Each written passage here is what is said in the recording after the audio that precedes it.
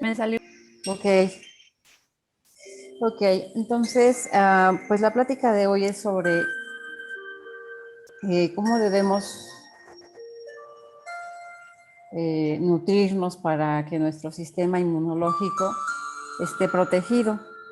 Y esta plática la va a impartir Jimena Sandoval Espín. Ella es nutrióloga clínica, especialista en nutrición, gerontología, maestra en nutriología aplicada por la Universidad Iberoamericana. Además es consultora particular desde hace 5 años, con experiencia en docencia y nutrición comunitaria. Promotora del programa Su Corazón, Su Vida, para autocuidado de diabetes e hipertensión arterial. Y le damos la más cordial bienvenida a Jimena. Le cedo la palabra para que inicie su conferencia. Adelante, Jimena, gracias. Muchas gracias, Leti. Muchas gracias a todo el comité que organiza estas pláticas de los viernes. El día de hoy yo tengo preparada para ustedes una plática sobre inmunonutrición. Y bueno, la dinámica es la siguiente. Va a haber una presentación inicial. Trataré de que sea breve para que el tiempo de dudas nos rinda lo suficiente como para aclarar las dudas que ustedes pudieran tener. Entonces, voy a compartir mi pantalla para que puedan ir siguiendo la plática con algunos apoyos visuales. Entonces, les comentaba, el tema del día de hoy es inmunonutrición y dándoles, digamos, como una breve introducción, hoy veremos dentro de este tema una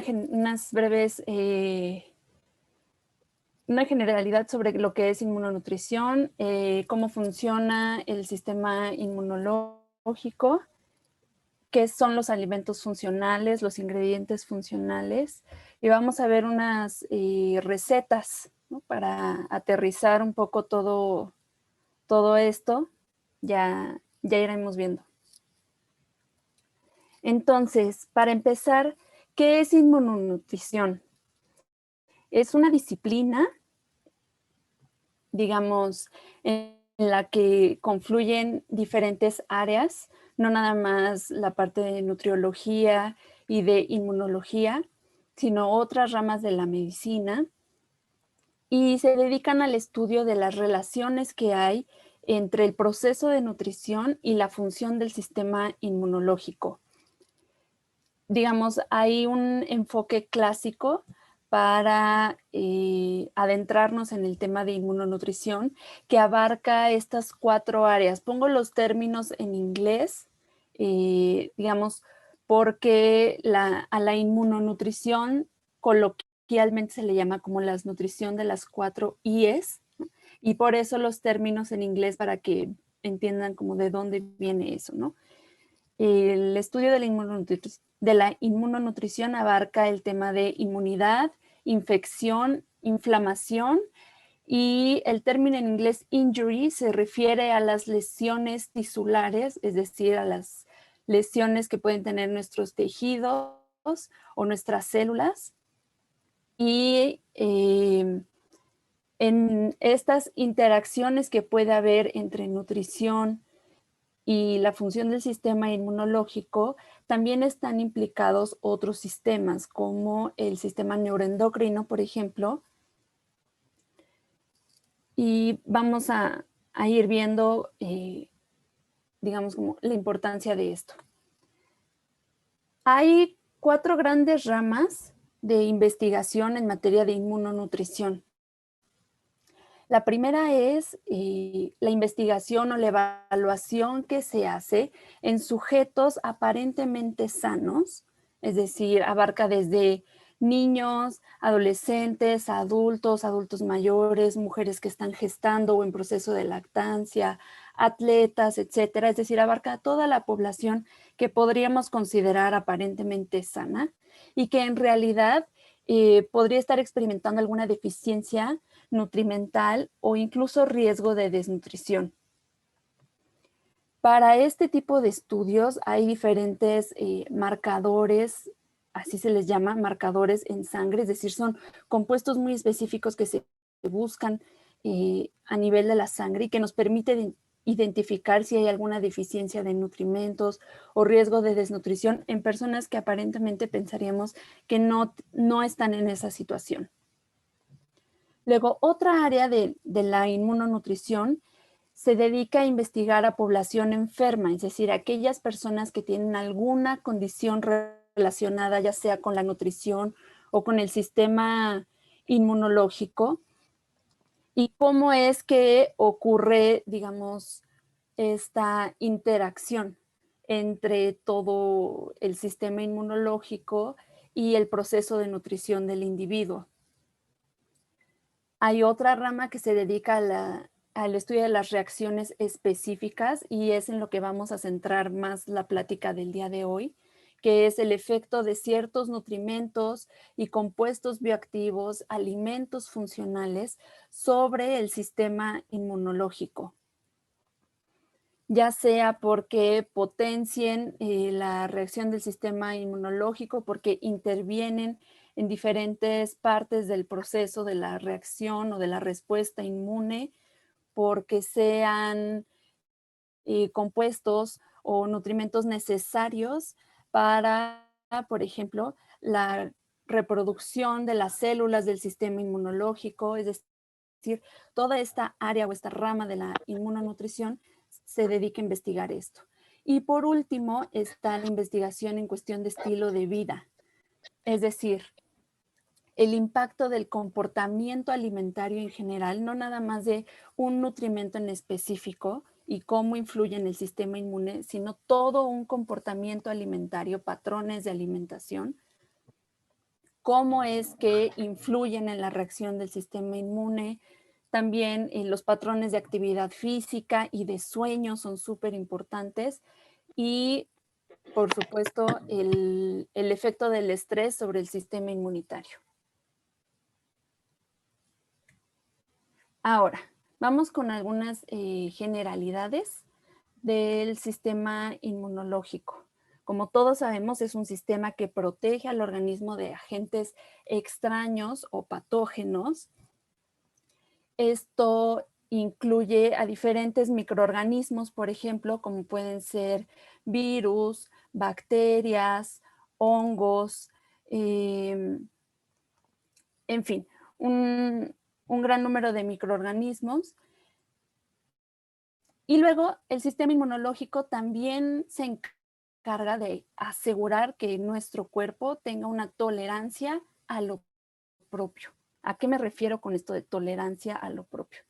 Me refiero a que dentro de nuestro organismo, dentro de nuestro cuerpo, habitan ciertos microorganismos que comúnmente llamamos microbiota o flora intestinal, y nuestro sistema inmunológico se encarga de que los reconozcamos como propios y no los empecemos a atacar.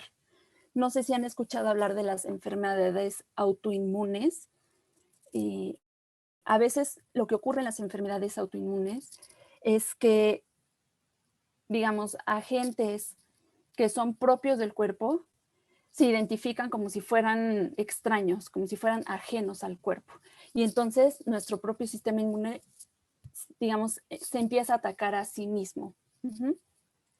Otra forma, o digamos, otra de las áreas que abarca esto de la tolerancia a lo propio es, por ejemplo, que nuestro cuerpo regula nuestra reacción a todo lo que ingerimos a través de la dieta. A través de la dieta consumimos, por ejemplo, ciertas proteínas o ciertos nutrimentos que es importante que el cuerpo los reconozca como algo benigno y no como algo maligno y que lo empiece a atacar. Hay situaciones, por ejemplo, están de moda, entre comillas, me refiero a que está de moda el término de enfermedad celíaca o celiaquía. Es una condición que existe en una proporción relativamente baja de la población, y lo que ocurre es que en nuestro intestino identificamos la proteína del gluten del trigo como adversa o como dañina. Y entonces se genera toda una respuesta inflamatoria ante esa proteína. Ujú. Entonces, nuestro sistema inmunológico idealmente lo que asegura es esa tolerancia a diferentes agentes, ya sean endógenos o propios del cuerpo, o en este caso, como les decía, ciertas proteínas o nutrimentos que ingerimos como cosas benignas para no atacarlas. Ahora, cualquier desequilibrio, ya sea en la protección a agentes patógenos o en la tolerancia a lo propio, desencadena un proceso inflamatorio. Y quizás ahora últimamente con este tema de la enfermedad de COVID-19, el término de estado inflamatorio es algo que tienen más o menos en el radar. Vamos a explorar un poquito eso. Eh, la respuesta inflamatoria del cuerpo es algo fisiológico, es algo natural que ocurre en nuestro organismo y se puede clasificar, por ejemplo, en aguda o crónica, dependiendo del tiempo de duración de esa respuesta, o también se puede clasificar dependiendo de los efectores o de las moléculas y compuestos que intervienen en esa respuesta inflamatoria. Se puede clasificar igual en aguda o crónica. Ahora, en el proceso inflamatorio, casi todos los sistemas de nuestro cuerpo, nuestros órganos, se ven afectados y se ven modificados en su función. Sería larguísimo explicar por qué es que, por qué y cómo es que se afectan estos sistemas. Lo que me interesa es que les quede, digamos, claro que ante una respuesta inflamatoria, todo nuestro cuerpo se ve afectado. Ahora, si ponemos nuestra atención en la imagen que aparece allí de una sombrilla, esta es una analogía de cómo es que funciona nuestro sistema inmunológico en sincronía con nuestro estado de nutrición. En la imagen de la izquierda, si se imaginan si describiéramos, digamos, nuestro estado de nutrición como una sombrilla, con un buen estado de nutrición, esa sombrilla previene o impide que entren a nuestro organismo agentes patógenos como microorganismos que ya mencionábamos, toxinas, alérgenos, parásitos, células malignas como las células cancerígenas o radicales libres. Y en cambio, cuando hay inmunodeficiencia, debido a que nuestro estado de nutrición no es óptimo, todos estos agentes externos pueden dañar internamente a nuestro organismo. La respuesta de nuestro sistema inmune depende de ciertos macro y micronutrimentos y, por supuesto, de la microbiota. Estos tres elementos van a estar regulando la función de nuestro sistema inmunológico y, por ende, en cuanto mejor sea nuestra condición nutricia, mejor será nuestra respuesta inmune.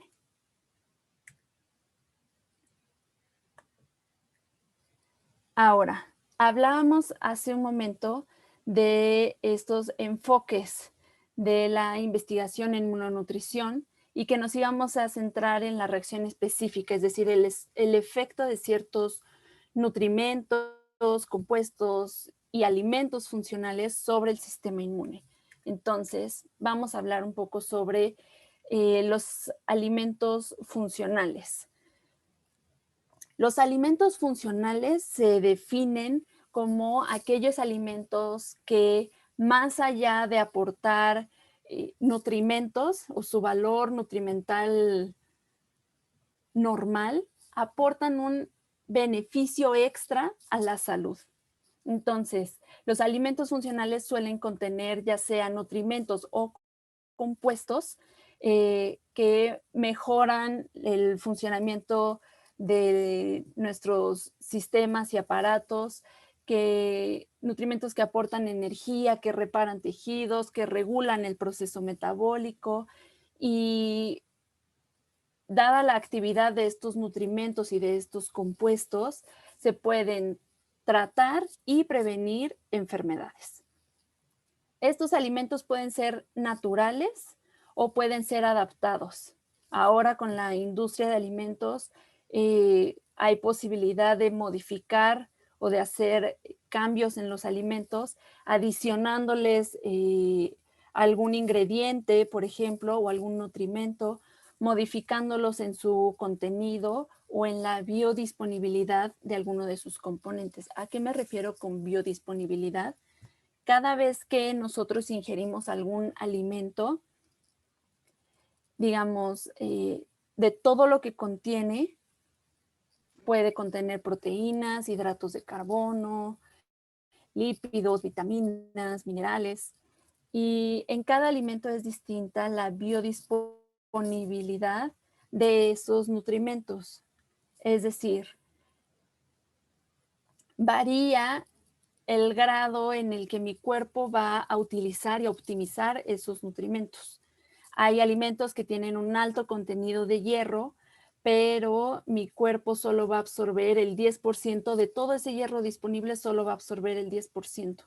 A eso se refiere la biodisponibilidad, a qué tan accesibles están esos nutrimentos para que mi cuerpo los absorba y los utilice para diferentes funciones.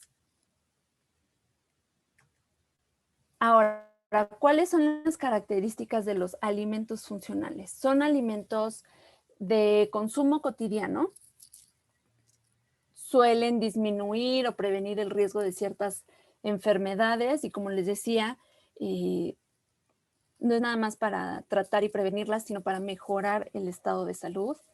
Se ha demostrado que tienen ese efecto benéfico a la salud extra, además de su aporte nutrimental clásico, por así decirlo. Y el consumo de estos alimentos no produce efectos nocivos en la salud. Entonces, retomando un poquito estos enfoques que les decía sobre las distintas interacciones del proceso de nutrición con las funciones del sistema inmunológico, digamos, históricamente, en cuestión de investigación, se ha ido descubriendo cada vez más distintas interacciones del estado nutricio con la función del sistema inmunológico. Las primeras interacciones se descubrieron en cuanto a el estado de nutrición y los procesos de infección.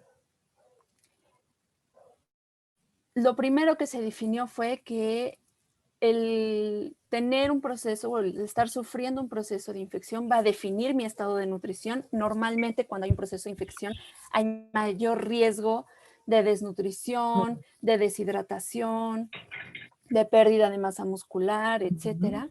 Pero también la nutrición va a determinar los mecanismos de defensa del huésped, es decir, del sujeto que está sufriendo o pasando por un proceso de infección.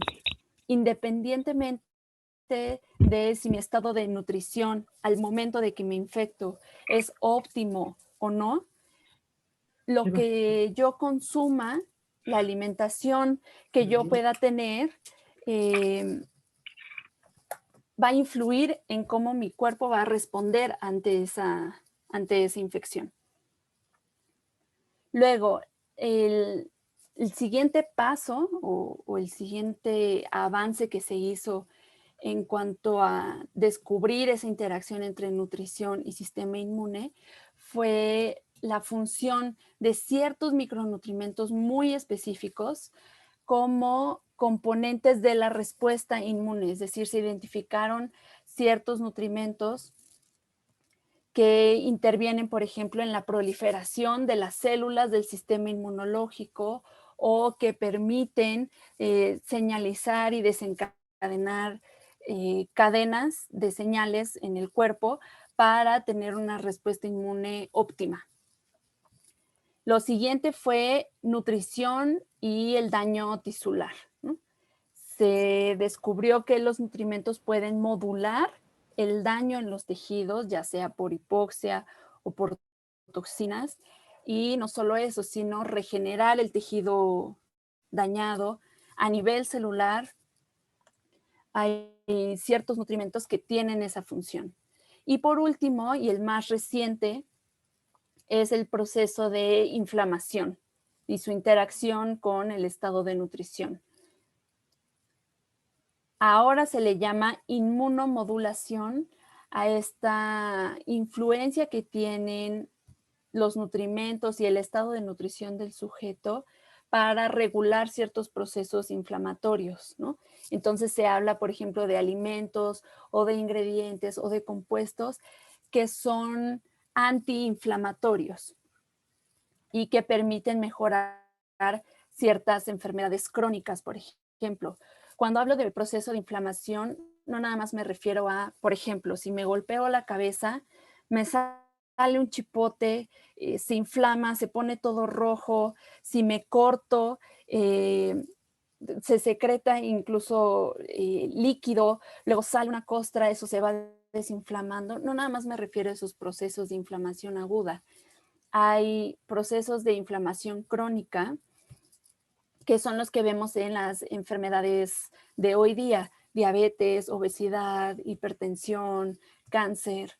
Entonces, se ha descubierto la función de ciertos nutrimentos y del consumo de ciertos patrones o de ciertas recomendaciones de dieta y cómo tienen un efecto antiinflamatorio en el cuerpo y mejoran estas enfermedades.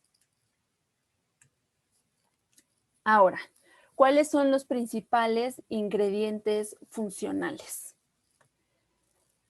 Los primeros son los ácidos grasos poliinsaturados, coloquialmente llamados omega 3 y omega 6. Se ha visto que los ácidos grasos omega 3 tienen función antiinflamatoria y los omega 6 tienen una función o una actividad proinflamatoria. Esto no quiere decir que unos sean buenos y otros sean malos. Necesitamos consumir ambos en el cuerpo. Sin embargo, la proporción de ácidos grasos que deberíamos de consumir de omega 3 y de omega 6 la hemos roto por completo con el consumo de alimentos industrializados o con ciertos patrones de alimentación, con falta de actividad física. Hemos distorsionado esa proporción de omega 6 y de omega 3 y de ahí que nuestro cuerpo, hablo, digamos, como colectivo, está más susceptible a desarrollar enfermedades crónicas, ¿no? Como sociedad, hemos provocado que, digamos, nuestro organismo está más susceptible a eso por ciertos patrones de producción de alimentos, de consumo, de estilo de vida, estrés, sueño, cosas que mencionábamos antes. Luego están los azúcares derivados de alcohol, como pueden ser el sorbitol, lactitol o el maltitol. Si en algún momento se han puesto a leer la etiqueta de los productos que consumen en el súper, quizás estos nombres les suenen, son bastante utilizados en la industria y lo que hacen estos ácidos derivados, digo, estos azúcares, perdón, derivados de alcohol, es que tienen un efecto moderado de, digamos, aumentar la concentración de glucosa en la sangre. En lugar de generarme picos de glucosa en la sangre, hay una absorción moderada de estos azúcares y pues resultan muy útiles para personas, por ejemplo, que tienen diabetes o riesgo de padecer diabetes y otras enfermedades crónicas, también para personas con obesidad. Se ha visto que tiene una mejor respuesta el consumir este tipo de azúcares que el azúcar de caña, por ejemplo, ya sea azúcar morena o azúcar refinada. Este tipo de azúcares se ha visto que tienen una mejor respuesta en el organismo de las personas con estas enfermedades. Luego están las bacterias acidolácticas o mejor conocidas como probióticos. Estas son bacterias que, digamos, tenemos presentes en nuestro intestino, que forman parte de nuestra microbiota o de nuestra flora intestinal. Y algunas las han escuchado seguramente, ¿no? En productos, en los comerciales de estos productos, lactobacilos de tipo casei o lactobacillus acidophilus. Hay ciertas marcas de productos fermentados, de yogurt, que utilizan estos probióticos o estas bacterias para fermentar los alimentos, y nuestra flora intestinal se nutre de, digamos, de estos alimentos que contienen probióticos. Están también los carotenoides, son un tipo de grasa en la dieta, presentes en alimentos con pigmentaciones amarillas, rojas, naranjas. Justo estos compuestos, los carotenoides, son los que le dan el color a estos alimentos. El más popular de este grupo es el beta-caroteno, muy presente en la zanahoria, por ejemplo, y tienen un papel importante en el sistema antioxidante del cuerpo. Todo este grupo de carotenoides intervienen en el sistema antioxidante del cuerpo, y el sistema antioxidante es parte de toda esta red que conforma el sistema inmunológico. Nos permite defendernos, por así decirlo, de ciertos agentes externos como los radicales libres, que son altamente antioxidantes y que dañan a las células. Los radicales libres son uno de los compuestos con mayor capacidad de daño a nivel celular y de los principales causantes de cáncer, por ejemplo.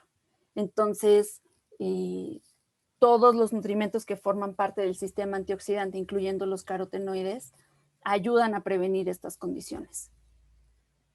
Luego está la fibra dietética, y en fibra dietética hay distintos tipos de fibra. Hay fibra soluble, insoluble.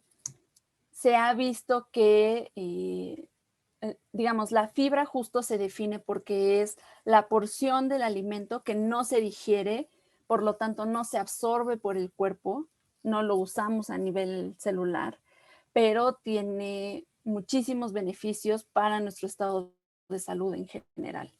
El consumo de fibra, tanto soluble como insoluble, se asocia, por ejemplo, con prevenir ciertos tipos de cáncer, como cáncer de colon. Y dependiendo del tipo de fibra, cumplen una función diferente.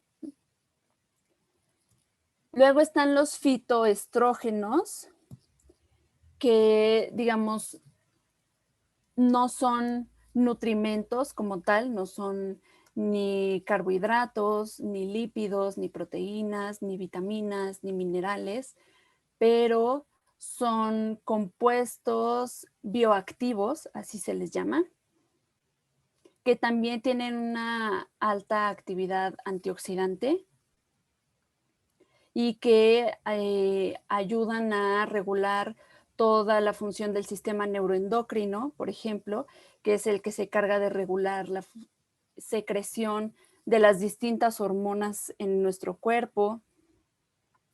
Y, en fin, eso es como en general con los fitoestrógenos. Luego hay ciertos minerales como el zinc, el selenio, el manganeso, el magnesio, que tienen un papel importante también en la acción del sistema inmunológico, en la proliferación de cierto tipo de células del sistema inmunológico.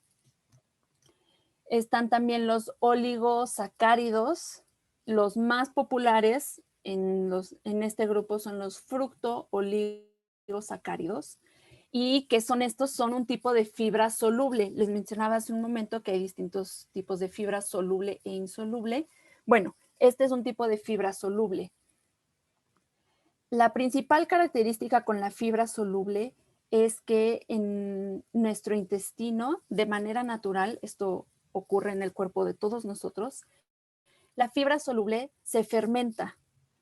En esa porción del intestino no se llama ciego, es justo la transición entre el intestino delgado y el grueso, y allí se fermenta la fibra soluble por acción de todos los microorganismos de nuestra flora intestinal. Y ustedes dirán, bueno, se fermenta la fibra y ¿eso qué? ¿No?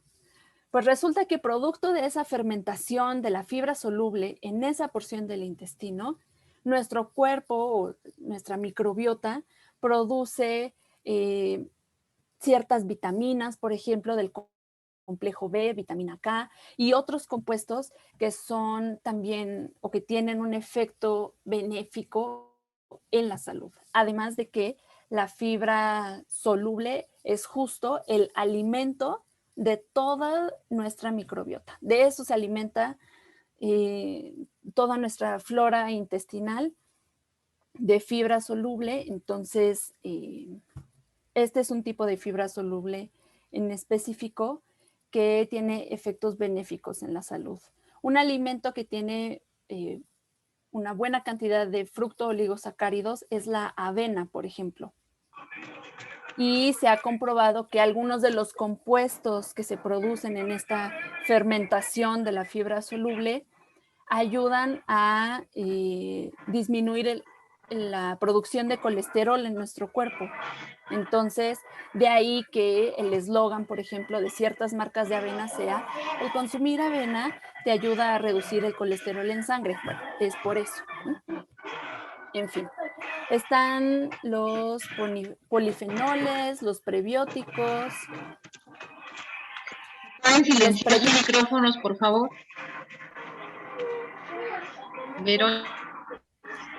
Los prebióticos, por ejemplo, son otro tipo de fibra que sirve igual de alimento para nuestra flora intestinal. Los polifenoles igual son, al igual que los fitoestrógenos, no son nutrimentos, no son vitaminas, no son minerales, son compuestos bioactivos con diferentes funciones en el cuerpo. Son muchísimos, enumerarlos sería larguísimo y la función de cada uno de ellos sería todavía más larga de explicar. A grandes rasgos, los polifenoles son compuestos de origen natural con actividad antioxidante. Se clasifican normalmente por el tipo de actividad antioxidante que tienen. Bueno, ¿para qué me enredo? Sería ya cuestión, digamos, si alguien tiene dudas sobre polifenoles, me puedo explayar más. El dato general es que funcionan como antioxidantes. Y luego hay ciertas proteínas y vitaminas que también intervienen en la función del sistema inmunológico, del sistema antioxidante del cuerpo, y por eso es importante, digamos, encontrar alimentos que incluyan la mayoría de estos ingredientes funcionales, incorporarlos en la dieta de forma habitual para obtener todos estos beneficios. Entonces, mi siguiente dinámica con ustedes es la siguiente. Les voy a presentar algunas recetas y mencionando los ingredientes vamos a ir señalando qué tipo de ingredientes funcionales contienen para que vean cómo se ensamblan o cómo se integran, ¿va? Entonces, tenemos, por ejemplo, esta receta de pudín de chía. Y se puede preparar con leche, ya sea de vaca o de origen vegetal. Ahí sí lo dejo a su gusto y a su costumbre. media taza de chía, cucharadita de vainilla, endulzar al gusto. Entonces, en las tazas de leche, por ejemplo, si fuera de origen animal, si fuera leche de vaca, ¿qué voy a estar obteniendo? Vitamina D. Y la vitamina D es una de estas vitaminas que inciden en la función del sistema inmunológico. No nada más sirven para mantener la salud ósea, sino que se ha visto que todas las células del sistema inmunológico, todas sean linfocitos, macrófagos, neutrófilos, el tipo de célula que sea, todas las del sistema inmune tienen receptores para vitamina D. Es decir, todo nuestro sistema inmunológico se beneficia del aporte de vitamina D. Además de que nos ayuda, como ya mencionaba, a mantener nuestra salud ósea.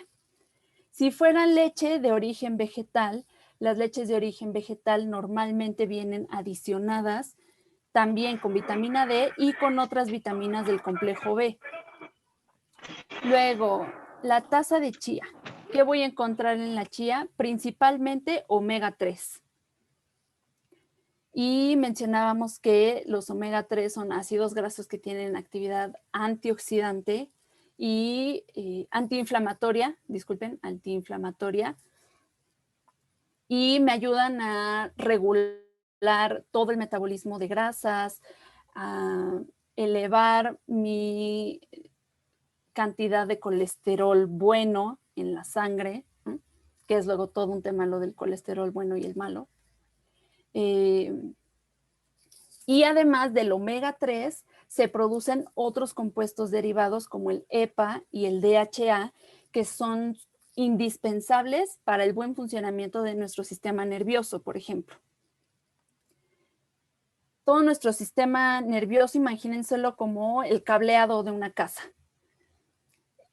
Todos esos cables, nuestros nervios, tienen una protección, un recubrimiento, así como los cables tienen su aislante.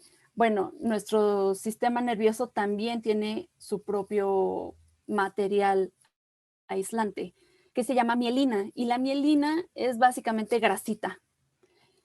El EPA y el DHA derivados del omega 3 sirven para producir esa mielina. Entonces, vamos viendo, ¿no? Como todas esas funciones. Luego, dependiendo de con qué lo endulcen, pues podrían encontrar ahí algún aporte extra. Yo les puse ahí algunos ejemplos, piloncillo, stevia, miel de maple, pero pueden utilizar otros ingredientes como dátiles, por ejemplo. Y si lo endulzaran con dátiles, los dátiles además son riquísimos en minerales, en vitaminas del complejo B. Entonces, ahora sí que dependiendo de las variantes que utilicen para esta receta, podrían todavía enriquecer más la densidad nutrimental de este alimento. Paso con otra receta.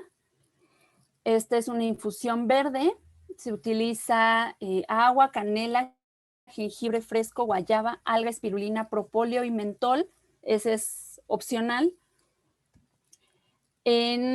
Tanto en la canela como en el jengibre tenemos un montón de compuestos antioxidantes, de los que mencionábamos hace un momento, polifenoles. Estos tienen un montón. Además, la guayaba tiene altas concentraciones de vitamina C, que es un poderoso antioxidante. Sirve también para formar ciertas proteínas necesarias en la función del sistema inmunológico. La guayaba tiene muchísima más vitamina C que la naranja, por ejemplo, o que la mandarina. Y luego tenemos el alga espirulina, con alto contenido de vitaminas, minerales, que son necesarias para la función del sistema inmunológico. El propóleo también. El mentol funciona como expectorante, es muy bueno para las vías respiratorias. Entonces vamos viendo que son ingredientes que no nada más me aportan nutrimentos, sino que tienen un efecto extra en la salud. Y por último, esta recetita de gazpacho. con jitomate bola, pimiento, ya sea verde o rojo, pepino, ajo, agua, vinagre, aceite de olivo, ¿no? Entonces, en los jitomates bola, ¿qué voy a encontrar? Un montón de carotenoides. En particular hay uno que se llama licopeno, es un poderoso antioxidante. En el pimiento, por ejemplo, además de los carotenoides, tengo vitamina C, muchísima, de los alimentos de origen vegetal. Es el que mayor contenido de vitamina C tiene, más que la guayaba, más que la naranja, más que el kiwi, que la piña, que los cítricos. El pimiento y los chiles son los que más vitamina C contienen. Luego tenemos el ajo, por ejemplo, que es muy rico en ciertos minerales como zinc y principalmente selenio. Y aquí el ajo se utiliza en crudo, entonces toda esa riqueza de minerales y de vitaminas está ahí concentrada. El vinagre, que me va a, digamos, a potenciar el efecto de toda la vitamina C del resto de los ingredientes. El aceite de olivo, que es un ácido graso monoinsaturado que también interviene en la, digamos, en la formación de la membrana celular, es decir, protege la membrana de la célula, y todo esto se consume en crudo. Eso es súper importante, ¿no? En esta receta todo va en crudo, nada pasa por el calor, entonces todos los minerales, todas las vitaminas están ahí concentradas. Lupita, por favor, detenga su clic. Estaba rayando la pantalla. No pasa nada. En fin, son pequeños ejemplos de cómo podemos incorporar o mezclar ciertos alimentos para potenciar esta propiedad de que sean funcionales, es decir, que aporten un efecto extra a la salud, más allá de darme lo básico para que mi cuerpo funcione. No sé si hay dudas. Supongo que sí. ¿Nos pudieras repetir la receta del gazpacho, por favor? Sí, claro, la regreso. Ahí está. Sí. Son 3 jitomates bola, medio pimiento, ya sea verde o rojo. El rojo tiene todavía mucha más vitamina C. Medio pepino, un diente de ajo, media taza de agua. Vinagre, aceite de olivo y sal. Se licúa todo, se pasa por un colador fino por cuestión de textura. No, es una cosa meramente culinaria, ¿no? No es con otro afán. Y se sirve en frío, ¿no? Ya ahí ustedes se ponen monos con la presentación, etcétera. Preguntas. Una pregunta. Sí. En el vinagre, ¿qué tanto se le echa? ¿Una cucharadita o qué tanto? Es al gusto. Tienen que considerar que como todo va crudo, los sabores son muy fuertes. El sabor del ajo crudo es muy potente. Entonces, ahora sí que dependiendo de qué tan acidito le guste, le pone más o menos vinagre. La sugerencia para esta cantidad es una cucharadita de vinagre, pero ustedes vayan experimentando según sus gustos, depende mucho del paladar de cada quien. Disculpa, ¿es vinagre de manzana o vinagre de alcohol o de cualquiera? Puede ser de cualquiera, por eso lo puse así como vinagre genérico. Pueden utilizar el que más les guste, vinagre blanco, de manzana, de arroz, del que tengan a la mano y del que más les guste. ¿Y el pepino qué es lo que aporta? Tiene muchísima fibra y tiene otros minerales, por ejemplo, potasio. Digamos que tiene otras funciones el potasio, pero vaya, todos los alimentos en esta receta aportan algo. Me detuve en aquellos que tienen, digamos, algún ingrediente relacionado con lo que estamos viendo de sistema inmunológico, pero todos los alimentos ahí nos están aportando algo. Ok, vamos a continuar. Yo una pregunta. Sí. De la infusión verde, es que no vi bien la preparación. ¿Qué tanto es conveniente que se deje? Porque creo que es en caliente, ¿no? Ah, ya es que no vi bien la No se preparación. preocupe. Sí, gracias. Sí, la idea es que todos los ingredientes, excepto el mentol, se ponen a hervir por 10 minutos. Se retira del fuego, se cuela y al final se agrega el mentol. Ahí dice 1 gramo de mentol. Ahora, nosotros aquí en casa que hemos utilizado 1 gramo de mentol, el aroma es súper potente, o sea, va a llegar a todos los cuartos de su casa el olor a mentol, les va a abrir las vías respiratorias que van a sentir el hornazo en la nariz, pero si ustedes sienten que está demasiado potente, pueden utilizar menor cantidad. 1 gramo de mentol no es nada, ¿no? Pero si lo sienten demasiado potente, pueden utilizar menos. Si no tienen el mentol en cristal, no pasa nada si no se le agrega, pero todo lo demás tiene que hervir por 10 minutos. Gracias. Sí, Una pregunta es que el mentol, ¿qué es? Que yo soy de otro país. es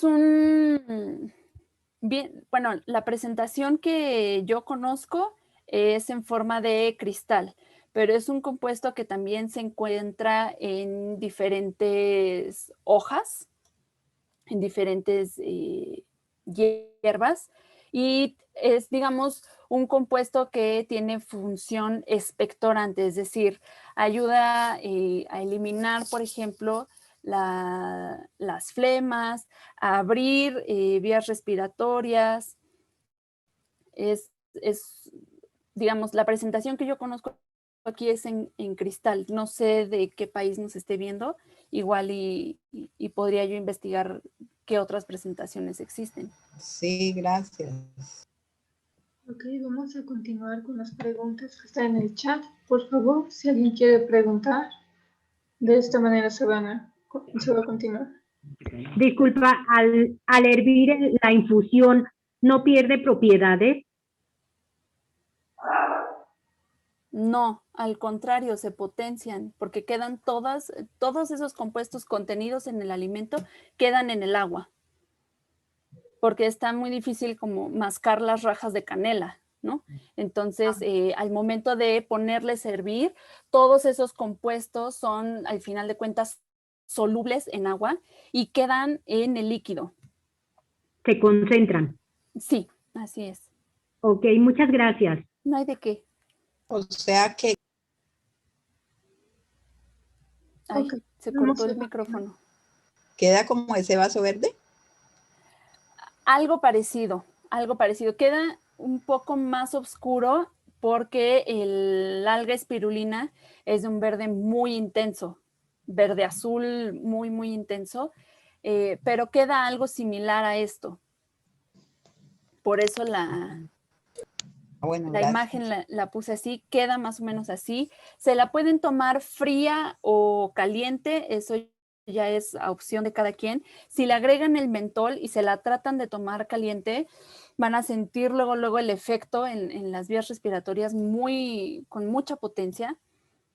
Entonces, ahora sí que dependiendo de cada quien, si toleran ese vaporazo, está bien, y si no, se pueden esperar a que enfríe un poco para beberlo, pero sí queda de una consistencia más o menos parecida a esta de la ilustración. Ok, vamos a continuar con las preguntas del chat. Por favor, quien quiera activar su micrófono, alce la mano, se los voy a agradecer. De Elizabeth Darley dice, ¿el chile morrón tiene los mismos nutrientes? Hablaba, supongo, de la vitamina C. El chile morrón, bueno, ya sea chile o pimiento morrón, estamos hablando del mismo alimento. Supongo que por región se le nombrará de forma distinta, pero estamos hablando del mismo alimento y justo tiene un alto contenido de vitamina C, dependiendo del color, pues tendrá cierto tipo de carotenoides, por ejemplo, si es un morrón amarillo, naranja, rojo o verde, pues lo único que cambia es eso, la coloración, pero todos los demás nutrimentos es exactamente la misma cosa. Gracias. La pregunta de Laura Guzmán, creo que ya la comentó. ¿Es posible que ponga un momento la receta de infusión verde? Ah, sí, ahí sigue. Ok. De Teresa Parra, ¿debo de remojar previamente la chía para el pudín? No, de hecho, si se fijan en la receta, lo que se hace es que se mezclan los líquidos, es decir, la leche, ya sea vegetal o de vaca, con el extracto de vainilla, si es que se deciden a ponerle vainilla, y el endulzante, que puede ser melaza de piloncillo, miel de maple o dátiles remojados, stevia, etcétera. Se revuelven los líquidos con el endulzante y ese líquido se vierte sobre las semillas de chía. Las semillas de chía las ponen en un recipiente, ya sea de vidrio o en un topper, cubren las semillas con esta mezcla y se mete al refrigerador. Mínimo 2 horas, lo mejor o lo ideal es que pase más tiempo hidratándose la semilla de chía con este líquido para que quede verdaderamente una consistencia de pudín. Entonces lo pueden dejar toda la noche en el refri, lo sacan y ya le pueden, al momento de servirlo, picarle algo de fruta encima, agregarle nueces, por ejemplo, o almendras si gustan, semilla de girasol también puede ser. Y ahora sí que los toppings o las cosas que van acompañando al pudín quedan totalmente a su elección y a su gusto, pero no es necesario remojar la chía previamente. La chía se va a hidratar en la leche con la vainilla y con el dulce. Gracias. La otra pregunta, bueno, creo que ya le hicieron. ¿Cuánto tiempo debe estar en la lumbre la infusión verde? Uh-huh. De María Hilario pregunta, ¿cuál es la manera de lavar la chía? Pues dependiendo, la chía, dependiendo de para qué preparación se va a utilizar, puede lavarse o no. Para una preparación como esta, donde se va a hidratar directamente con la leche, pues ahora sí que depende mucho de cómo venga el producto cuando lo compren. Si lo notan con mucha basurilla o con polvo, si la notan sucia, conviene pasarla en seco por un colador, de manera que se elimine lo más posible las cascarillas o las basuras que pudiera tener. Entre más limpia la compren es mucho mejor. Y para esta receta en específico se hidrata con esta mezcla que ya decíamos. La pueden utilizar para otras preparaciones. En repostería se está utilizando mucho en recetas veganas como sustituto de huevo. Y ahí lo que conviene es hidratarla con agua y dejarla reposar 15 minutos mínimo para que realmente se hidrate, forme ese mucílago o esa babita y se pueda utilizar ya como ingrediente para repostería. Esa sería la sugerencia. Gracias. Dice Verónica, ¿qué hay de cierto que no es bueno beber este tipo de infusiones y jugos? Pues no sé si en particular con esta infusión usted haya revisado en algún lugar si era conveniente o no tomarla. Lo que le puedo compartir respecto a los jugos, por ejemplo, es que el tamaño de porción recomendado para los jugos es de medio vaso. Ni siquiera el vaso completo de 240 mililitros, sino medio vasito de jugo es, digamos, el tamaño de porción ideal. Todas las terapias, por ejemplo, las que son jugoterapias, pueden ser muy benéficas, pueden tener un impacto positivo en la salud, pero no se recomiendan por periodos prolongados de tiempo, sobre todo en los tratamientos con jugoterapia, en donde únicamente se toman jugos y ningún otro alimento en el día, ¿no? Se recomiendan por periodos cortos de tiempo específicos, siempre bajo la supervisión del profesional de la salud que la está atendiendo, pero por periodos prolongados únicamente jugos no se recomienda porque no se están consumiendo los nutrimentos necesarios de otras fuentes, ¿no? De otros alimentos como proteínas o lípidos. Entonces, eso es, digamos, lo que yo le puedo compartir respecto a la ingestión de jugos. Y sobre este tipo de infusiones, pues no sé si se refiere a algo en específico o alguna información que usted haya recibido. Gracias. La otra pregunta de Patricia dice, ¿podría utilizar menta? Menta, supongo que para la infusión y como sustituto del mentol, me imagino.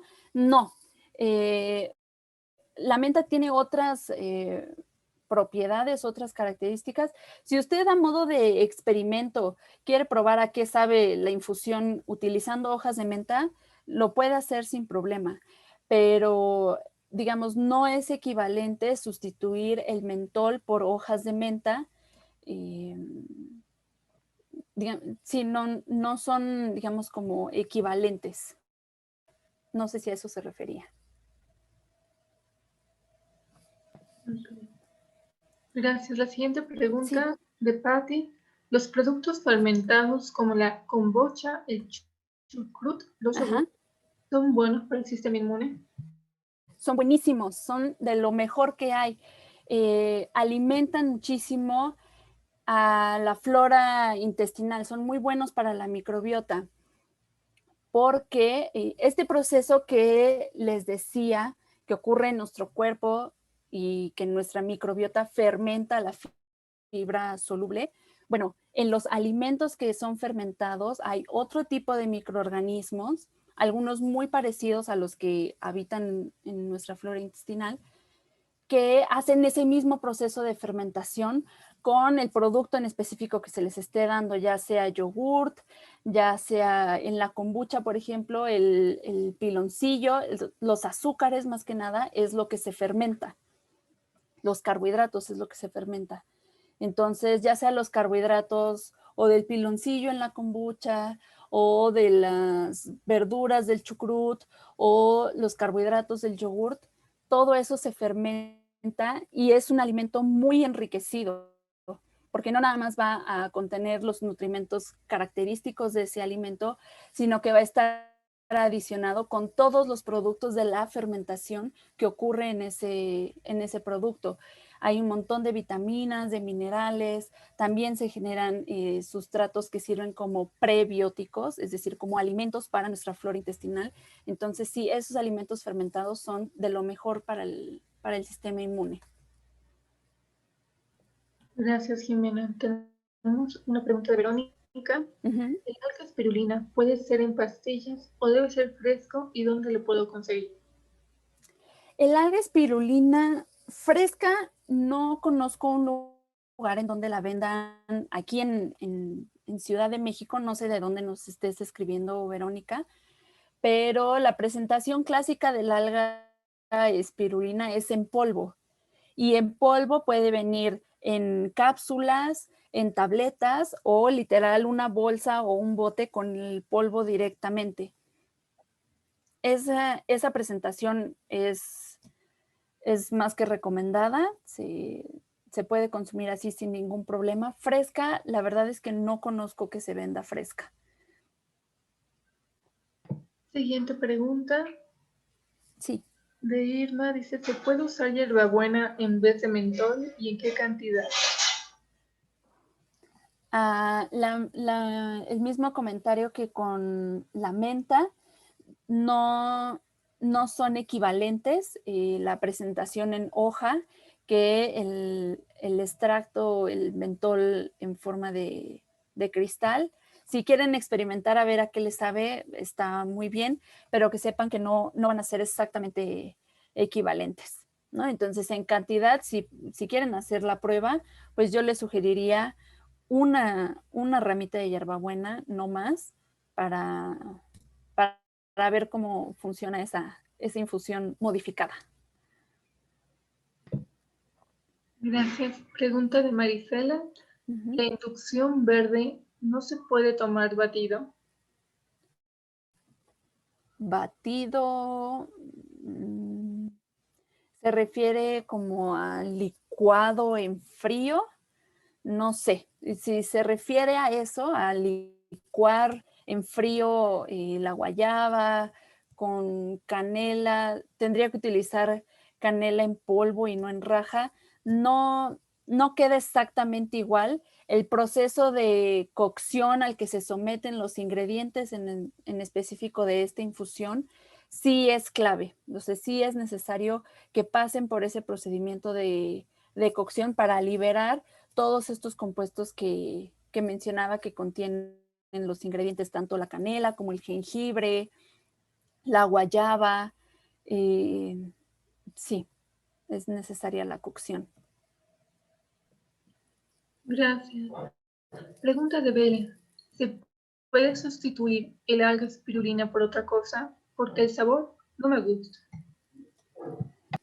El alga espirulina, digamos, por las características que tiene el alga espirulina, la cantidad y la variedad de vitaminas y de minerales que contiene, de momento solo se me ocurre que la pudiera sustituir con otro tipo de alga en polvo que no tenga un olor ni un sabor tan penetrante. El alga clorela, por ejemplo, el sabor es mucho menos intenso, el olor también es mucho más leve que el del alga espirulina. Podría intentarlo con eso, pero el punto con las algas marinas y en particular con la espirulina es que dado el tipo de suelo en el que crece el alga, los nutrimentos, los minerales que tiene y las vitaminas son muy específicas y muy características. Entonces, pues eso, de momento solo se me ocurriría que la sustituyera por alga clorela, pero ese es el único equivalente que podría yo ver en este momento. Gracias. Pregunta de Noemí. ¿Qué alimentos ayudan a conciliar el sueño y qué alimentos evitar para ayudar a descansar?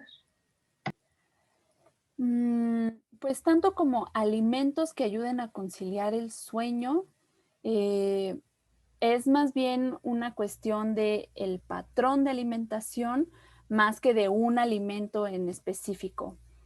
Hay alimentos, se me ocurre ahora la lechuga, por ejemplo, tiene un compuesto, se me escapa el nombre, si me acuerdo de él, se los menciono y se los pongo ahí en el chat, pero la lechuga tiene un compuesto, digamos, muy similar al de el té de tila, por ejemplo, que se utiliza justo para favorecer estados de relajación y eso podría, digamos, reflejarse en una mejor calidad de sueño, ¿no? Porque induce estados de relajación. De hecho, algunas estarán familiarizadas con estos remedios caseros, ¿no? Para ayudar al bebé a que duerma mejor. En el agua de la tina donde se está bañando antes de dormirlo, se ponían o se ponen todavía hojas de lechuga, ¿no? A hidratarse en el agua, es por eso. ¿Qué alimentos evitar para tener un mejor descanso? Otra vez, es una cuestión más de patrón de alimentación. Evitar, por ejemplo, los azúcares refinados o azúcares simples, productos industrializados que lo que hacen es que me van a poner en estado de alerta. Sobre todo porque, digamos, no es lo mismo si consumo un alimento que contenga azúcares simples y lo que sigue es que me voy a caminar 2 vueltas alrededor de mi casa o voy a ir por el súper o voy a subir y bajar escaleras o voy a cargar cosas, a que lo que siga después de haber comido ese tipo de alimentos sea irme a dormir, ¿no? Porque no voy a hacer nada con esa energía que se queda ahí en el cuerpo. Entonces, eso, evitar alimentos que contengan estimulantes, por ejemplo. Eso se me ocurre. Hay gente también que si consume una gran cantidad de fibra en la noche, proveniente, por ejemplo, de frutas o de verduras en crudo, le inflama el intestino muchísimo, ¿no?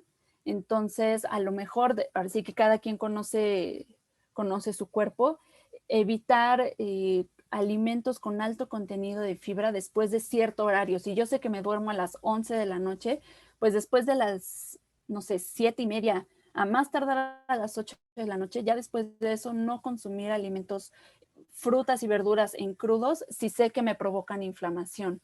Y lo mismo, ese horario, no consumir después de eso alimentos con alto contenido de azúcar. Para quienes tomen alcohol, pues tampoco es la mejor idea. Menos si lo que quiero es tener un sueño reparador, ¿no? Gracias. De Cariña Piña, ¿qué recomienda para una anemia leve? Bueno, para la anemia, depende del tipo de anemia, porque hay anemia, bueno, en fin, refiriéndonos a anemias que tienen que ver con deficiencia de algún nutrimento, hay distintos tipos. Hay anemia por deficiencia de hierro y anemia por deficiencia de ciertas vitaminas, como pueden ser ácido fólico y piridoxina o vitamina B6. Entonces, dependiendo del tipo de anemia que sea, se recomiendan alimentos ricos en esos nutrimentos, ¿no? Y tendría, digamos, como que ver el tipo de anemia en específico, pero saber que hay eso. Las anemias que son de origen nutricio, es decir, por deficiencias nutricias, pueden ser o por hierro o por folato y vitamina B6 o piridoxina. Gracias. Sí. De Michelle Charlotte, son dos preguntas. ¿Qué tanto Sí. se puede beber el jugo verde? Y la otra, ¿se usa menos guayaba que jengibre para el jugo?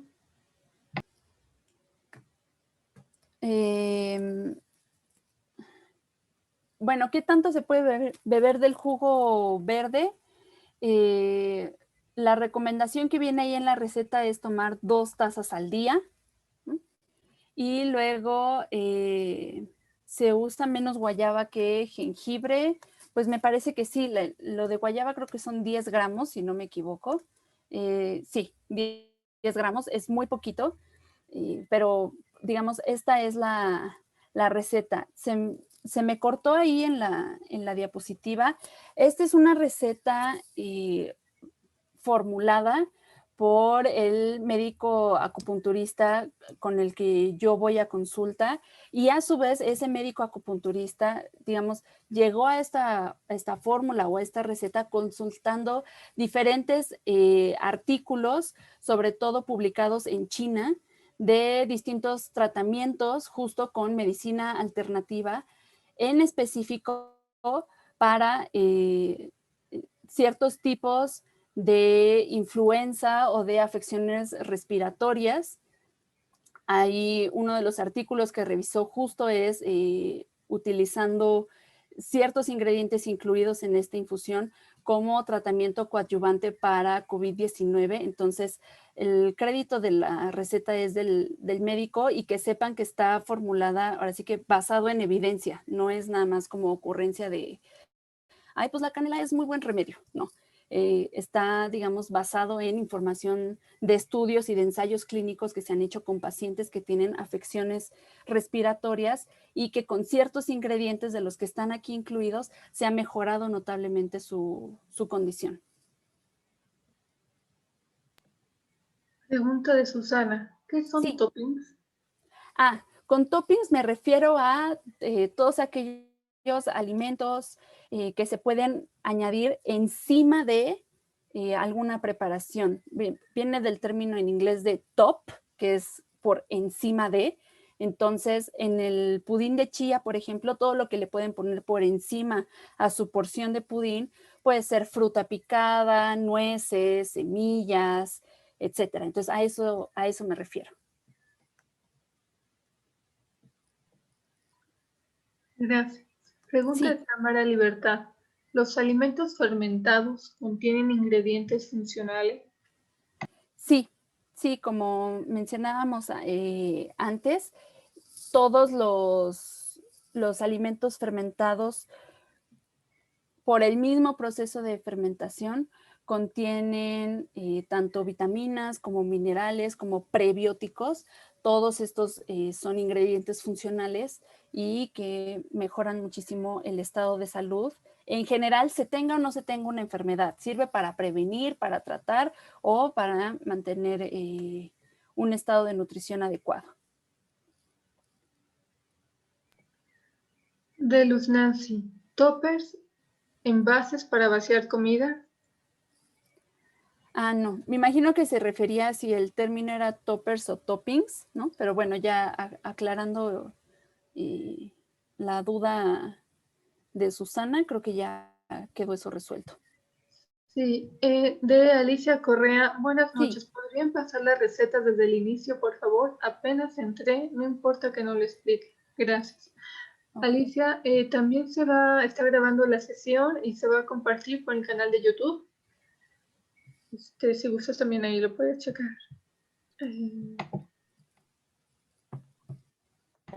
De Mariela, buenas noches. ¿Qué alimento sugiere comer para la caída del cabello? Gracias. Bueno, para la caída del cabello se pueden hacer muchas cosas, no nada más consumir ciertos alimentos o ciertos nutrimentos, sino también hay tratamientos, por ejemplo, que son de aplicación tópica. Son varios, le puedo dar, digamos, como un ejemplo para igual, pues digamos, darle ahí la información, pero no desviarnos mucho del tema del sistema inmunológico, ¿no? Entonces, le comparto algunos.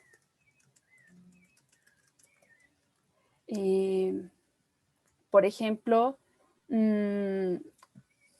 todos los alimentos justo que tienen carotenoides, ¿no? Los mencionábamos hace un momento, estos alimentos con pigmentación rojo, amarillo, naranja. Los carotenoides son estos ácidos grasos que además de función antioxidante, tienen distintas propiedades funcionales. Una de ellas es, digamos, tienen acción a nivel de la piel, de la dermis, y en consecuencia, digamos, se disminuye o se previene la caída de cabello. Esos son unos. Todos los que tengan ácidos grasos saludables, ¿no? Como omega 3 mencionábamos, como el aceite de olivo, ácidos grasos monoinsaturados también son buenos. En los ácidos grasos monoinsaturados, por ejemplo, está el aceite de oliva y el aguacate. En cuanto a omega 3, por ejemplo, no sé qué tipo de dieta tenga usted. Si consume pescado, pues en los pescados de agua fría son los que tienen mayor contenido de omega 3. Pero en alimentos de origen vegetal también hay muy buenas fuentes de omega 3. No nada más la chía y la linaza, que son como los ejemplos clásicos. La verdolaga tiene muchísimo omega 3 y es un alimento, en mi opinión, infravalorado hasta ahora. En una taza de verdolagas crudas tiene 400 miligramos de omega 3, que es más o menos lo que contiene una cápsula de las que hay en diferentes tiendas naturistas, y pues mejor obtenerlo de las verdolagas. Entonces, esas son algunas opciones y eso le puedo compartir. Gracias. Pregunta, ¿cómo se hace una kombucha? Depende. se puede utilizar, ahora sí que depende del organismo vivo que utilice para la fermentación. Hay kombucha hecha con tibicos, que son unos bichitos chiquitos, chiquitos, chiquitos, diferentes de los búlgaros, pero pues se requiere, digamos, conseguirlos. Y la otra es con un hongo que su nombre común es SCOBY, la especie se las debo, ¿no? Pero el nombre común del hongo es SCOBY. Y ese también lo que hace es fermentar, ¿no? Entonces se coloca en un recipiente preferentemente de vidrio, se coloca líquido, se endulza, de preferencia con piloncillo, y se le puede agregar algún otro ingrediente para darle sabor. Se puede hacer con té verde, por ejemplo, o con algún otro té que le guste de mentas, de manzanilla, de lavanda, etcétera. Y digamos, esta agua con el ingrediente que utilice para darle sabor, más el dulce, el azúcar, que eso es lo básico que tenga, porque eso es lo que van a fermentar los bichitos, se deja reposar por 1 o 2 días y dependiendo de qué tan intenso le guste el sabor de la bebida, pues se cambia el agua. La kombucha se la puede tomar sola o puede tomar solo una porción para agregárselo al agua de sabor, por ejemplo, ya sea al agua de limón, de frutas, etcétera, o al agua simple, y de esa forma la puede tomar. Hay un montón de recetas ahora en internet para aguas de kombucha de sabores muy, muy creativas, entonces igual es cuestión de gustos. Ok, pregunta de Gabriela. Comenta que a ella la kombucha y el Rejuvelac le hizo daño. La pregunta es por qué, si sabes la causa de que le hizo daño el estómago, le dio fiebre, dolor de estómago, diarrea, con estos. Pues bueno, con la información que hay, que es que haya consumido kombucha y el Rejuvelac, no, pues no se me ocurre alguna causa evidente en este momento. Supongo que será cuestión de revisarlo más a fondo, de manera particular, con algún médico o con algún otro tipo de asesoría. Así de primera impresión, la verdad es que no sabría por qué. Hay muchos factores que podrían estar interviniendo en eso. Y, en fin, necesitaría yo contar como con más información y me parece que ya sería una valoración más personalizada. Ok, a ese respecto vamos a hacer un receso en las preguntas, Carolina. Me encantaría comentarles en este sentido que todas las personas presentes pueden pues contactar a Jimena, por supuesto. Ella va a poner sus contactos al final, sus datos de contacto, para que le escriban y pues bueno, desprendan ahí todas sus preguntas y también que les pueda hacer algo más personalizado, ya que esta charla pues tiene como intención mostrarnos cuáles son las posibilidades que tenemos para proteger nuestro sistema inmune a través de estas deliciosas recetas que nos acaba de compartir Jimena.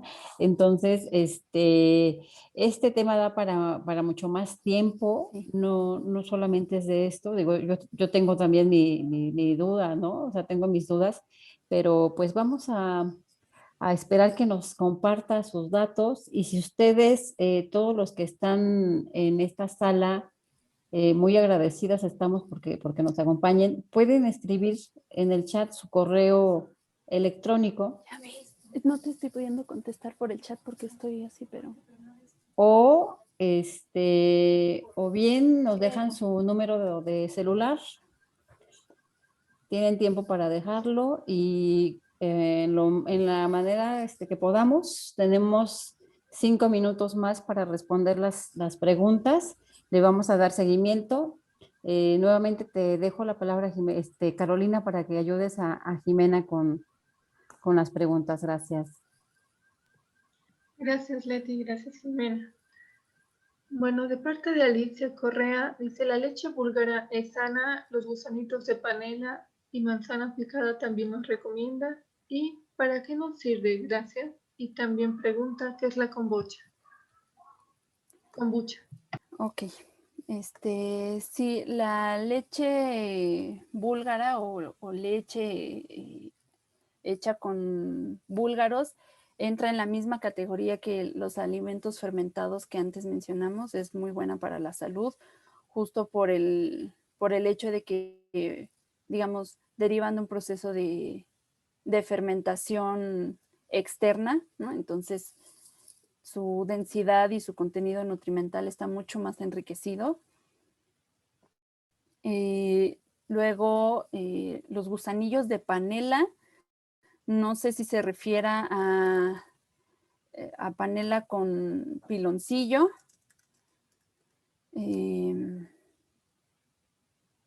Son un tipo de gusano, me parece, digamos como de oruga, parecen, según yo. No sé si a eso se refiere o si se refiere a los tibicos, porque ahora sí que dependiendo de la región cambian de nombre, entonces es probable que se refiera a los tibicos y pues sí, se recomiendan ya sea búlgaros, tibicos, hongo SCOBY, para producir alimentos fermentados, ya sea leche, kombucha, etcétera. La kombucha es una bebida fermentada y eso, no sé si a eso se refiere. Okay, siguiente pregunta, ¿qué recomienda para la esclerosis múltiple? Ok. No sé si se refiere como a algún alimento en específico.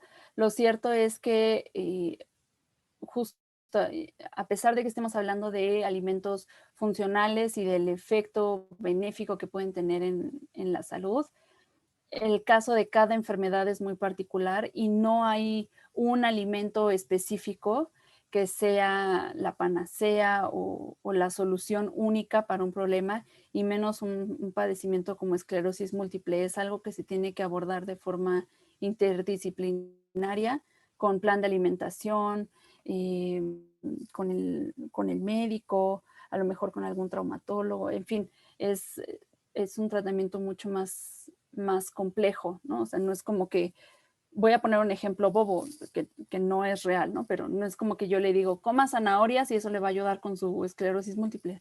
Es mucho más complejo el proceso, ¿no? Entonces, no hay una recomendación rápida que yo le pueda ofrecer en este momento.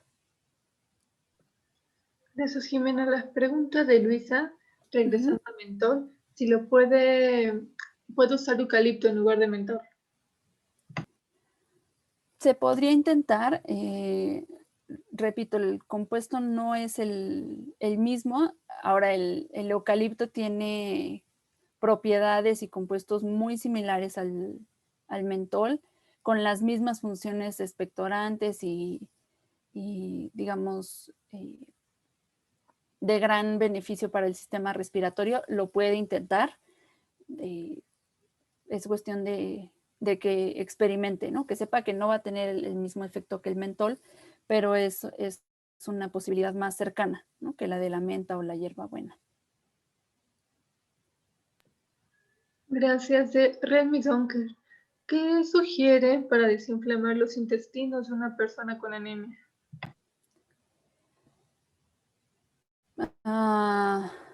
Pues nuevamente, ¿no? Son, en mi opinión, consultas que requieren de una atención mucho más personalizada,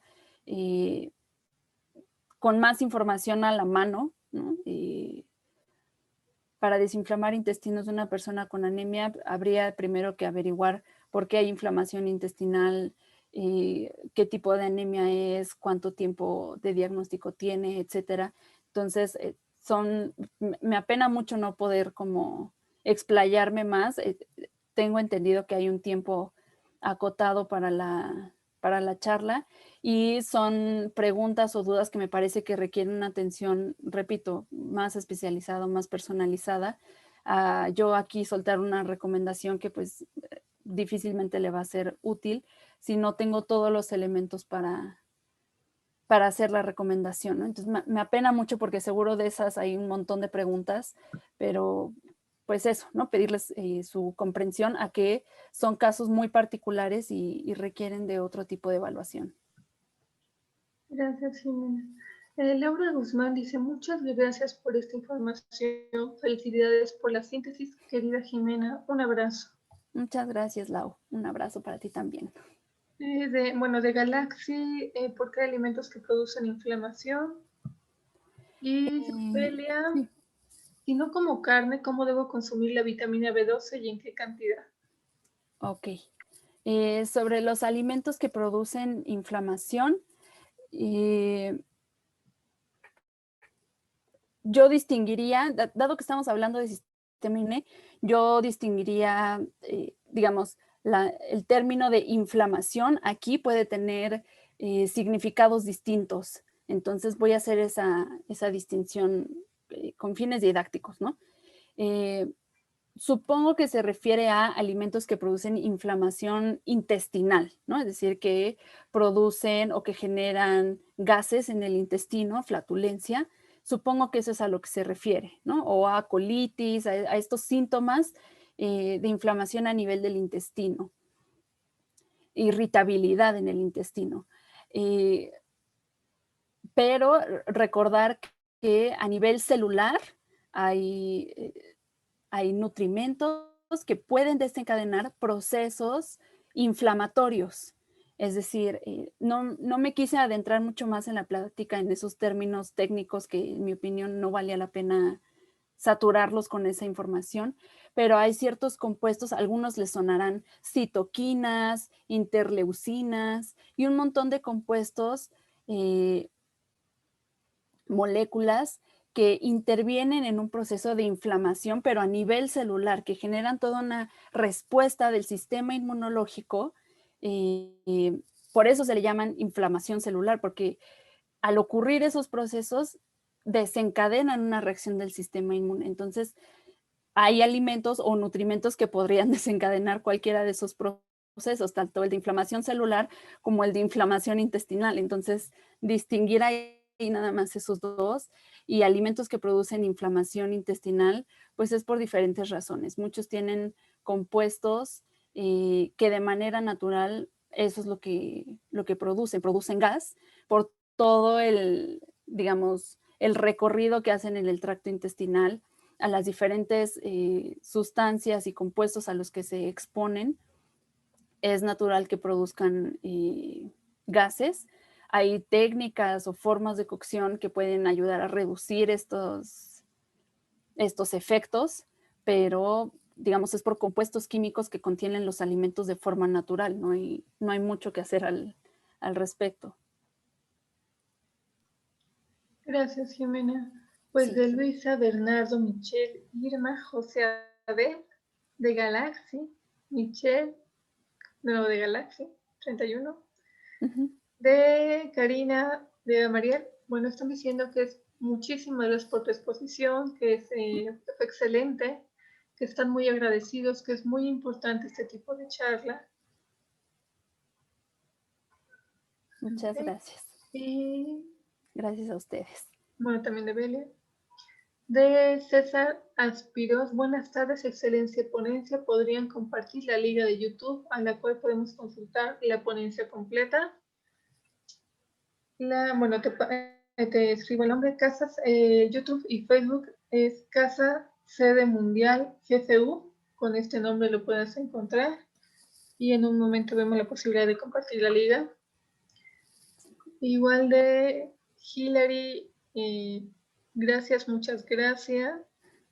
Gracias a ustedes. De nuevo de Galaxia 31 de Patty, ¿es una colonia de bacterias el Scooby? No, es un hongo, literal. Digamos, a nivel de biología hay diferencia entre bacteria y hongo y parásito y demás. Los tíbicos, por ejemplo, son un tipo de microorganismo diferente de los búlgaros y diferente de los hongos. Literal, el SCOBY es un hongo. Viene como un disco redondito, ¿no? Varía en el tamaño, pero es de esa forma, es redondito, aplanadito, como una galleta gigante, hagan de cuenta, así se ve el SCOBY.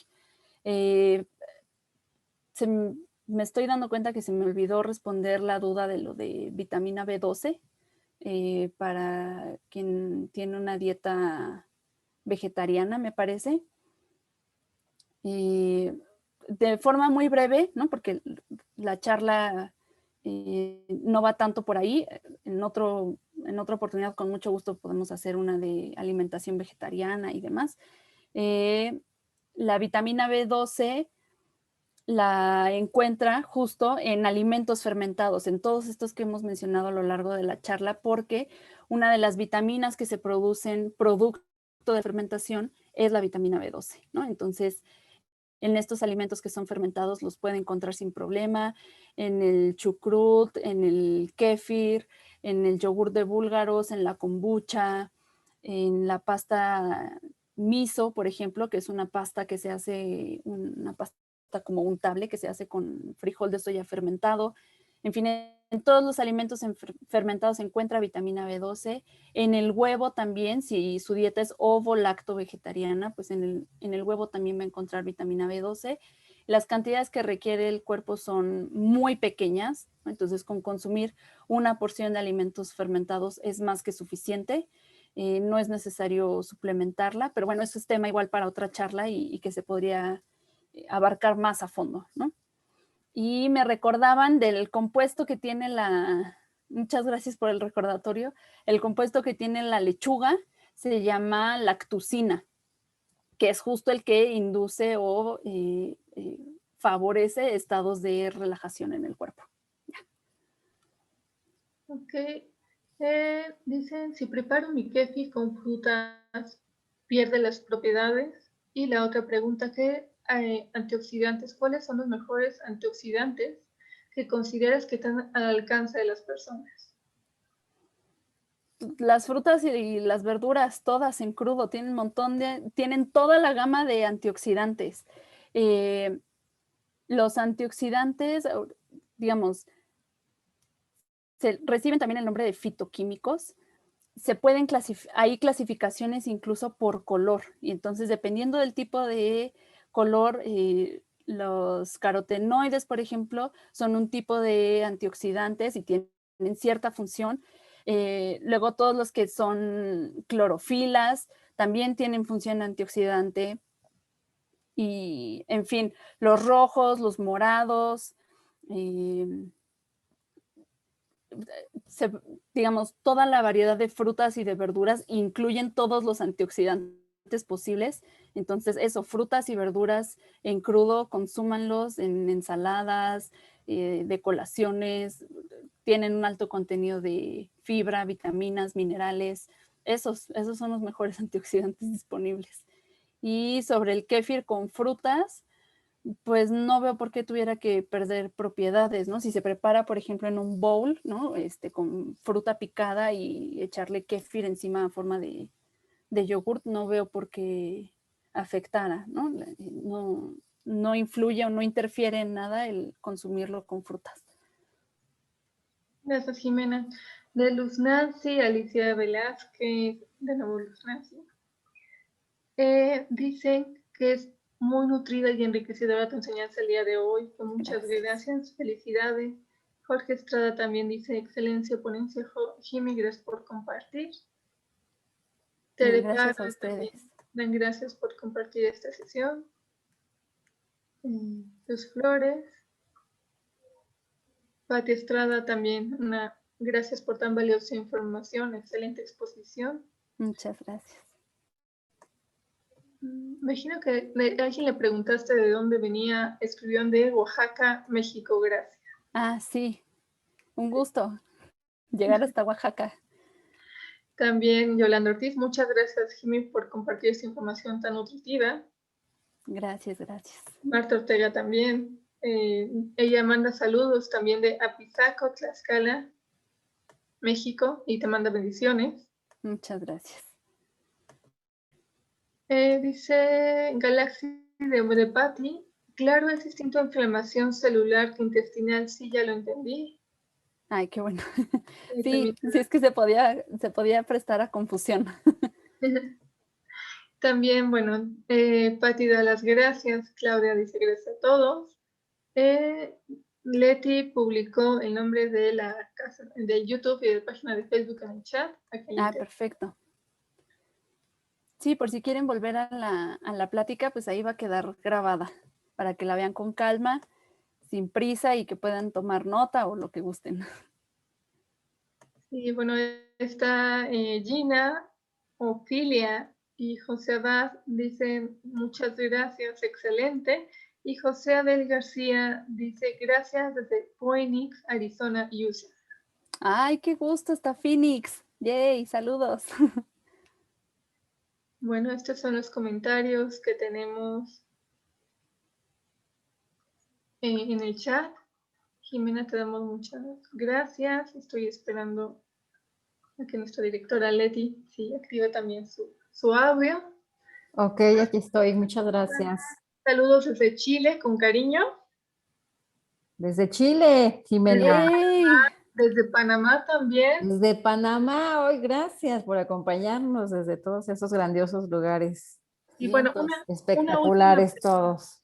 Una última ¿Algo? pregunta, Jimena, perdón. Sí, Dice, claro. ¿el tepache es un fermentado de piña y también es benéfico? Y lo otro, me están pidiendo tu teléfono en el chat. Ok.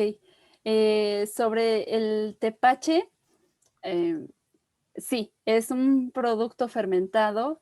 El asunto con los fermentados es que, digamos, dependiendo del tiempo que dure la fermentación, las temperaturas y demás, pues no nada más se producen cosas, vitaminas con la fermentación, sino que también se produce alcohol. Entonces, el asunto con el tepache es que justo no es una bebida como la kombucha, en la que la fermentación fue controlada y no hay contenido de alcohol, sino que en el tepache ya hay alcohol.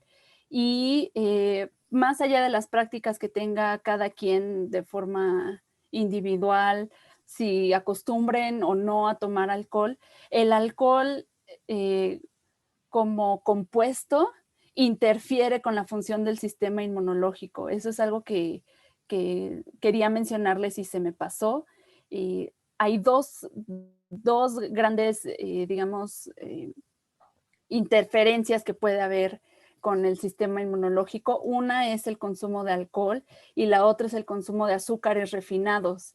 De hecho, si consultan en la literatura científica, para el tratamiento de ciertas enfermedades crónicas y ahora en particular con COVID-19, se han probado dietas bajas en azúcares, se llaman cetogénicas, con un consumo de carbohidratos reducido y en específico muy reducido en azúcares simples o refinados, y se ha visto una mejoría sorprendente en la condición de los pacientes.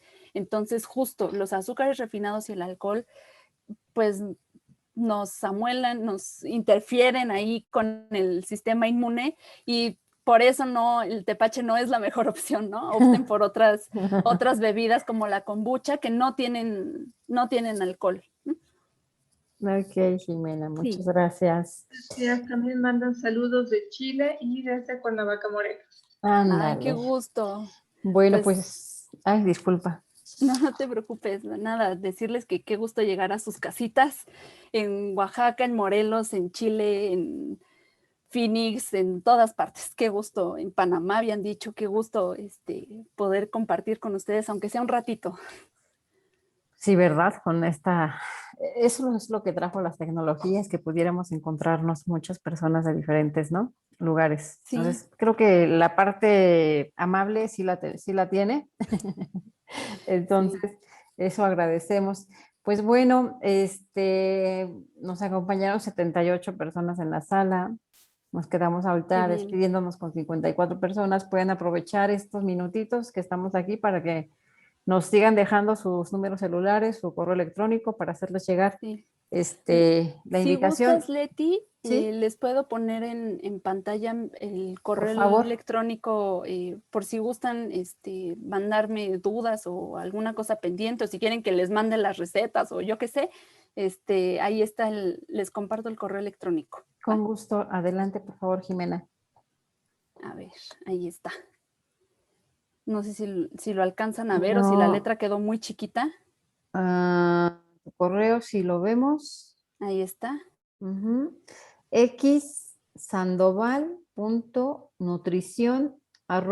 xsandoval.nutricion@gmail.com. Así es, sí. Y ahí estoy a sus órdenes para lo que pueda servirles. Y ahí andamos. Bien, pues muchas gracias, Jimena. Pues no nos resta más que nuevamente agradecerte estos conocimientos que nos compartes, tu entusiasmo, ¿verdad?